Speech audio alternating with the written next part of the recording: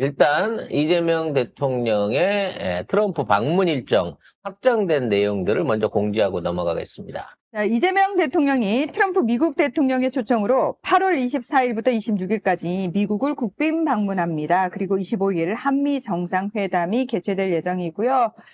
김혜경 여사도 동행을 하게 됩니다.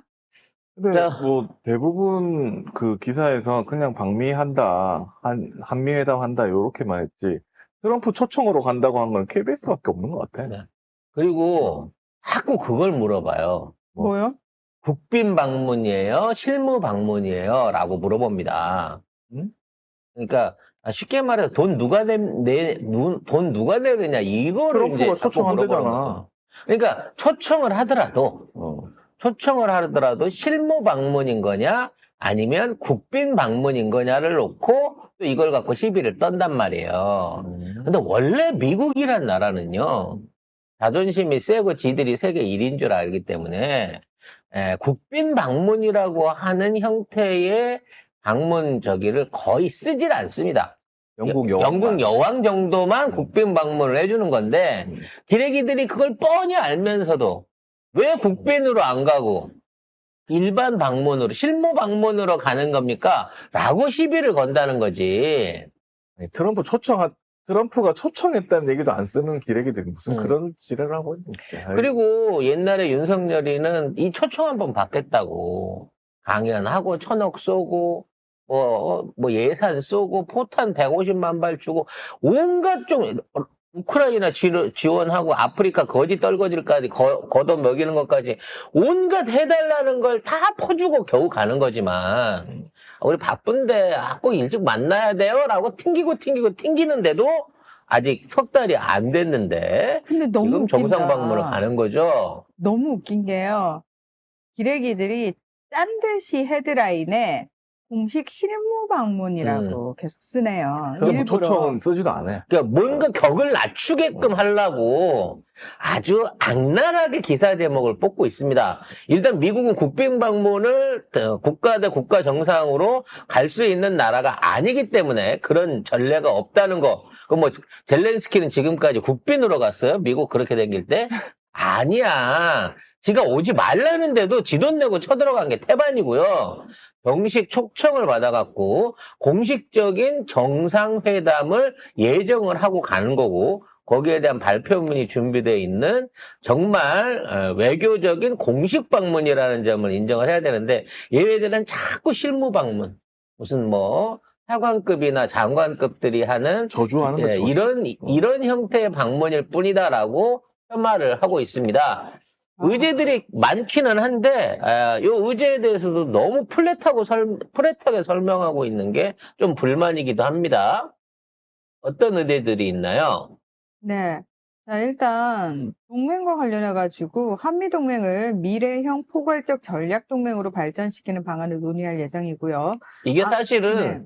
그 전작권을 비롯한 이 미군과 한국군의 어떤 지휘 협상에 대한 얘기들이 여기서 시작됩니다. 왜 그러냐면 지금 북한하고 미국이 수교를 준비하고 있잖아요.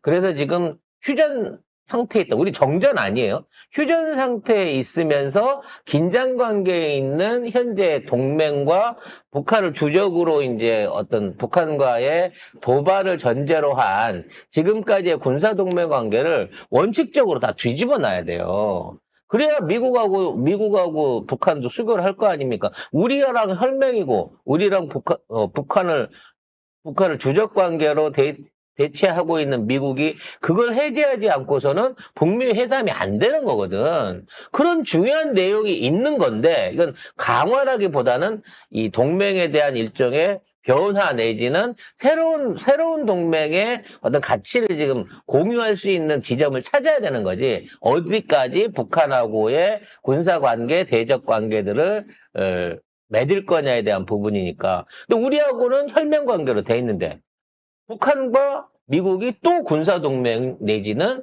안전보장 협상을 또 맺는다고 하면 기존에 우리가 가지고 있었던 군사동맹은 완전히 백지화되거나 무효화돼 버리는 거기 때문에 거기에 맞춰서 적절한 정도의 변화를 준비를 해야 된다는 거예요, 이미. 북한하고 수교를 준비하려고 하면. 그리고 굳건한 한미연합 방위태세 강화 및 한반도 평화 구축과 비핵화를 위한 공조 방안에 대한 안보 협력 관련 얘기도 나올 예정입니다. 요 얘기는 뭐냐면, 주한미군. 주한미군의 이제 작전권, 그다음에 주한미군 감축에 대한 부분, 그리고 이제 유사시, 그러니까 뭐 대만 문제라든지, 뭐 중국과 북한의 접경 문제도 지금 생길 수 있는 부분이 있거든요. 이런 부분에 있었을 때 우리 군과 미군 연합군의 역할 같은 것도 있지만 여기 비핵화 공조 이게 제일 중요합니다. 이게 뭐냐면 지금 미국의 전술은요. 일단 북한을 잠정적인 핵 보유국으로 인정하자는 거예요.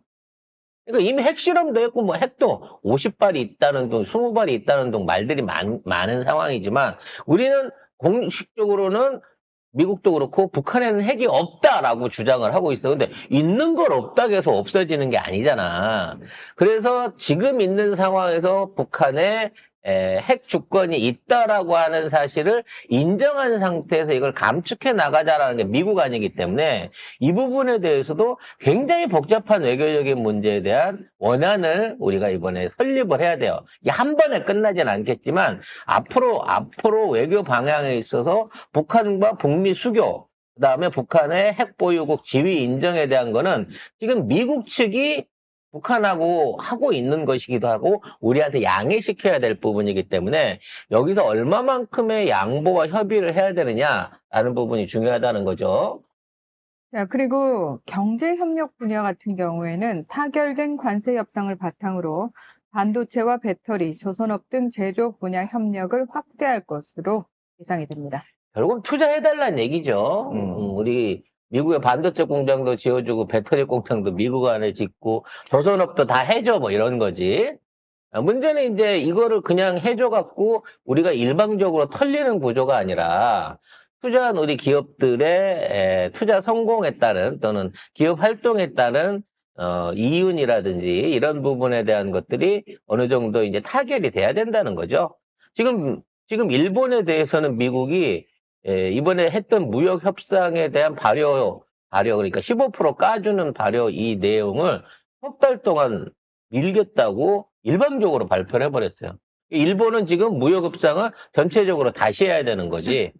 그러니까 한국처럼 해주세요라고 일본에서 협의하러 갔다가 니들은 그럼 더 갖고 와 조건을 한국처럼 해주려면 한국만큼 우리가 받아들일 수 있는 뭔가를 내놔야지. 니들 그거 제대로 안 돼 있잖아 지금 라고 하면서 협상을 일방적으로 뒤로 날려버렸다는 거죠.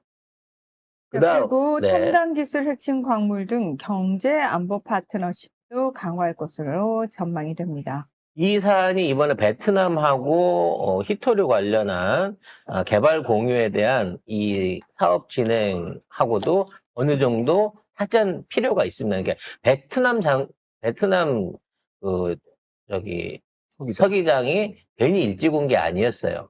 지금 전에도 말씀드립니다만 저희가 지금 이 히토류 자석 이거 4개월째 못 나오고 있다 그랬잖아요. 미국도 마찬가지예요.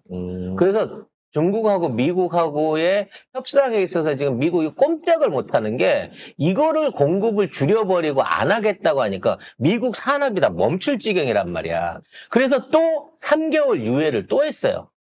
중국하고 관세 협상에 대해서는. 그래서 미국 입장에서는 지금 약점을 이 자석류들 히토류에 완전히 잡혀 있는 거야. 이게 진짜로 없어지게 되면 이걸 대체할 때가 중국밖에 없어. 전 세계 90%니까. 그래서 뭐 제3지대를 통해 갖고 우회 수입을 하거나 이것도 전혀 불가능하고 트럼프가 큰 소리 쳤거든. 미국 안에 히토류 광산이 있으니까 그걸로 가지고 앞으로 우리가 자체적으로 하겠다라고 하는데 분석을 해보니까 이건 자석 만드는 히토류가 아니었던 거야. 그래서 결론적으로는 중국한테 지금은 코가 깨있는 상황에서 이걸 대체할 걸 만들어줄 수 있는 가장 빠른 나라가 어디다? 이거는 베트남 자원과 한국의 기술력이다라고 보고 있는 거예요. 그리고 또 우리가 빠름빠름 하잖아. 맘먹고 작정하기만 하면 뭐 1년 안에 가시적인 성과를 낼 수 있을 거라는 거죠. 그래서 여기에 대한 매우 중대한 또 하나의 교류가 합의가 있지 않을까라는 생각이 듭니다.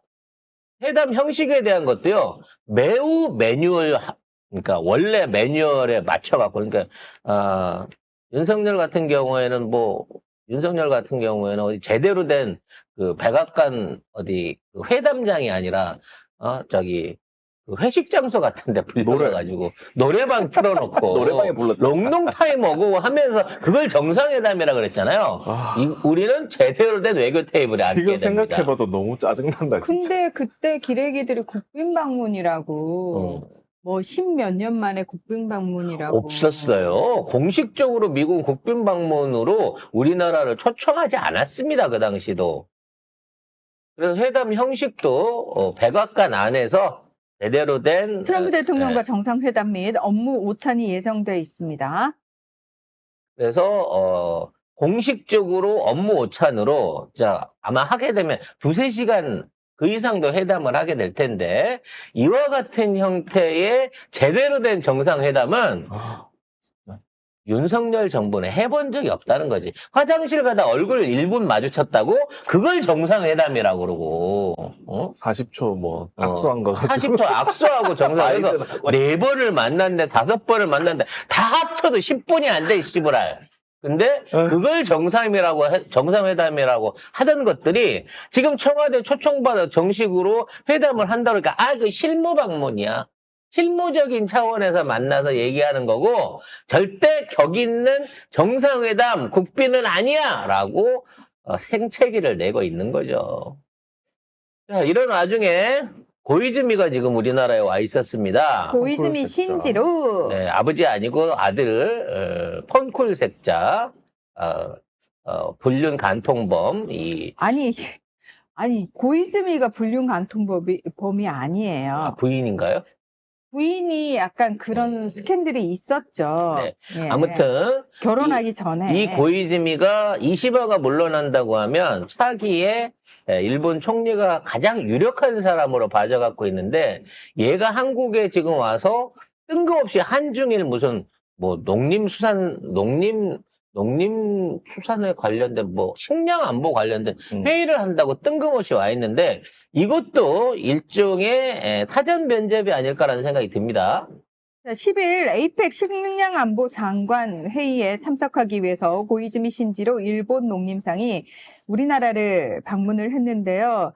뭐 송미령 농림부 장관도 만나고 파주의 쌀 농가를 찾아서 현장을 둘러보기도 했습니다. 그런데 국립현충원을 참배를 했다고 합니다. 요게 이제 총리 되기 전에 미리 한번 참배하고 뭘까? 총리 된 후에는 입을 씻으려고 하는 일종의 참배 세탁이 아니냐라는 얘기도 있습니다. 근데 지난해 총리 선거를 앞두고 고이즈미는 총리가 된다면 야스쿠니 신사를 참배하겠다는 뜻을 내비친 적도 있거든요. 그래서 나중에 총리 됐을 때 지금은 이제 한국 눈치를 봐야 되는 상황이라서 한국에 좋은 이미지를 남겨놓고 제가 그래도 성의는 보였잖아요. 하기 위해서 지금 참배 세탁하고 있다라는 얘기가 있습니다. 실제로. 왜냐면 농림상이 이 실무적인 접촉으로 와가지고 굳이 현충원을 찾아서 참배하는 거를 강요하거나 그런 코스를 만들지 않거든요. 근데 요거를 소리 소문 없이 그림으로 만들고 있는 게 아닌가라고 하는 일본의 단죄주가 좀 보이는 그런 내용들이 좀 있습니다. 아마도 고이즈미에게 누군가가 코치를 하고 있지 않을까요?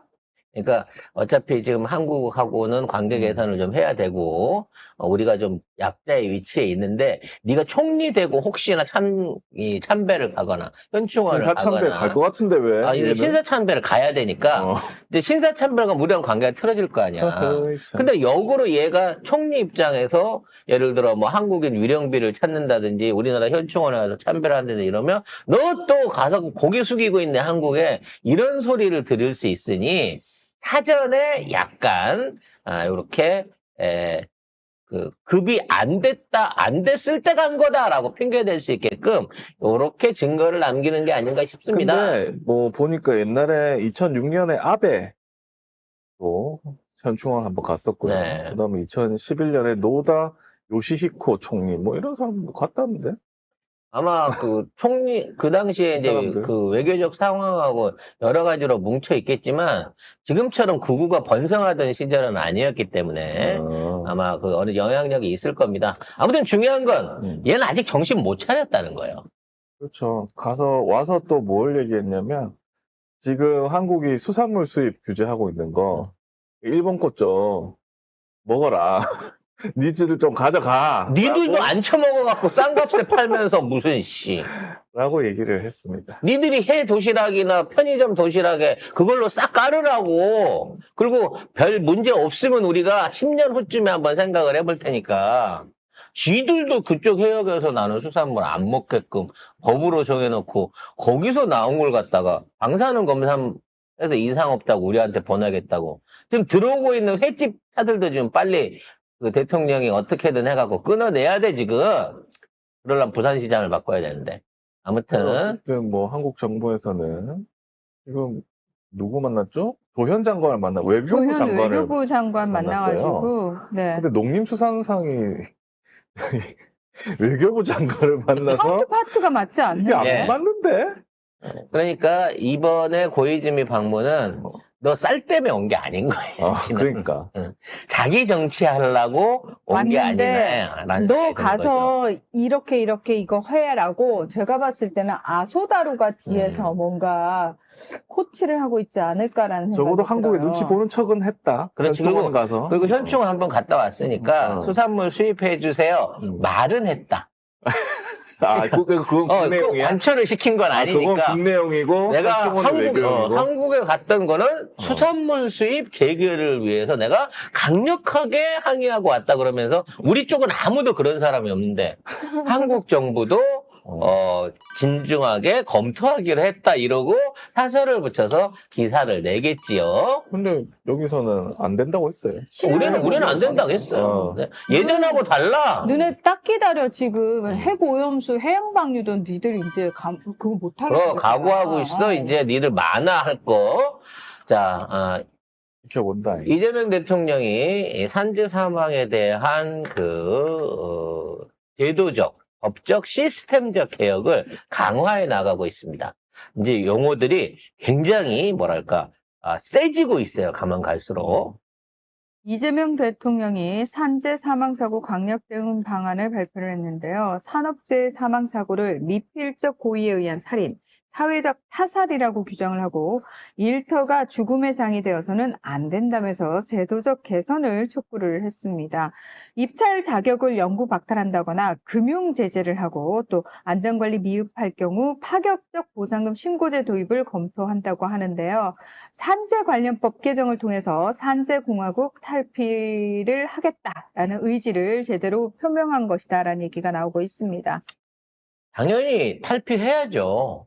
이거는 이게 그동안 안 되고 있었다는 것 그 자체의 문제가 있는 겁니다. 네.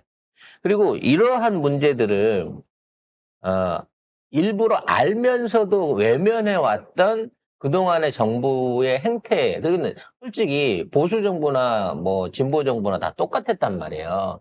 이게 결국은 이제 자본의 논리, 그리고 선호의 논리, 경제적 논리가 우선되다 보니까 그거 다 하려고 해갖고 그거 점검한다고 전 사업장 다 세우면 그러면 차질이 많은데 실제 그렇게 되면 제일 큰 피해 보는 사람이 노동자일 텐데 라는 식의 논리를 만들었어요. 뭐 그런 논리가 있어. 그러니까 그 논리는 얼토당토하는 가상의 논리인 거야. 지금 날린 게 또 뭐라 그러냐면 노란봉투법이 통과가 되게 돼가지고 앞으로 조선협력도 힘들어질 거고 뭔 소리야. 외국은 다 하고 있는데. 현대자동차도 힘들어질 거고 제조업 전반에 불안감이 올라가고 있어요. 누가 불안해하냐고. 안전해지는데 뭐가 불안하나? 그래서 이런 류들의 언론 기사나 여론 조작질에 절대 이 정부가 흔들리면 안 됩니다. 이거를 이제 판단하는 건 대통령이기도 하지만 여기에 이러한 정보들을 취합해가지고 어떤 피드백 내지는 액션을 제안하는 거는 그 밑에 있는 참모진들이거든요. 이재명 대통령의 의지가 아무리 굳어도 밑에 있던 참모놈들이 아이고 이렇게 강행하면 안 됩니다. 이렇게 되면 지지율 떨어지고 뭐 총선 떨어지고 뭐 그런 게 중요한 게 아니야. 지금 우리 이 국민주권 정부는 국민을 위해서 만들고 국민주권을 차리라는 정부가 국민의 생명을 보호하지 못하면 그게 무슨 정치의 당위성이 있느냐고. 혹시나 이걸로 인해서 저쪽의 지지율을 더 많이 잃거나 또는 기득권의 반발 내지는 거기에 대한 어떤 그 반감 심리가 올라온다고 하더라도 이걸 강력하게 해 나가겠다는 의지를 보여줘야 되는 거야. 그러니까는 그동안 단순한 사고 처리로 보여지던 산재 사망에 대한 이 위험성을 갖다가 이건 사회적 타살이라고까지 얘기하고 있는 거예요. 이런 와중에도 계속해서 근로 현장에 사람들이 죽잖아. 근데 사무실 안에서 일하던 사람 죽어요?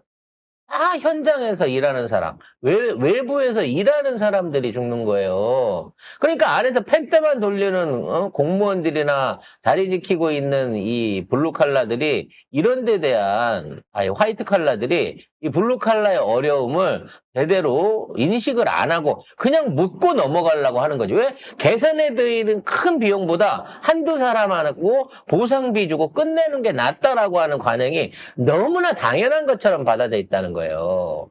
이거를 반드시 바꿔나가야 되지 않을까 합니다. 그래서 아주 구체적으로 무슨 일단 토목 기업들 같은 경우에는 이 주택도시보증공사가 아예 보증을 못하게끔 만드는 요런 방안을 하고 있어요. 그러니까 요거는 공사를 따도 자기 돈으로 해야 됩니다. 이렇게 되면 PF를 못 일으키게 되는 거거든. 그럼 공사 못하네. 그럼 우리나라는 사실 선분양에서 그 돈 챙기면서 그 이전까지는 전부 다 7, 80% PF 은행권 대출받아갖고 건물 짓잖아요.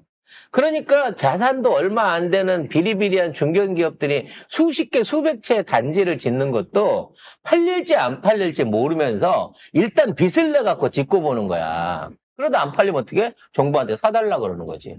이거 안 사주면 나라 경제 망한다고. 아예 이런 짓거리를 못하게끔 해버리는 거야. 그러니까 뭐 구체적으로 사장을 감옥 보내겠다 뭐 이런 류의 제도 제한이 아니고 니들 앞으로 그러면 외상으로 집 짓고 못한다. 장사하던 거 아예 못하게 할 거야 라고 선언을 해버리는 거죠. 밥통을 뺏어버리는 거예요. 이래야만 비로소 진짜 그 안에서 일을 해주고 있던 하청 노동자들이나 현장 근로자들에 대한 관심이 간다는 겁니다. 바지 세워놓고 뭐 사고 난 다음에 감옥 1년 가 보내지 뭐. 내가 바지 사장 하나 세우면 되는데 이렇게 하다가도 밥 먹을 밥통을 걷어버린다고 하니까 이제는 적극적으로 여기에 대한 그 변화를 시도할 수밖에 없을 것이다라는 부분인 거죠. 네.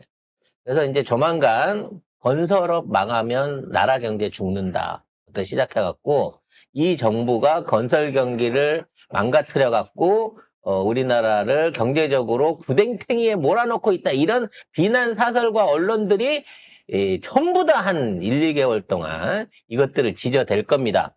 그럼에도 불구하고 변함없이 이걸 실행해 나가야 되고요.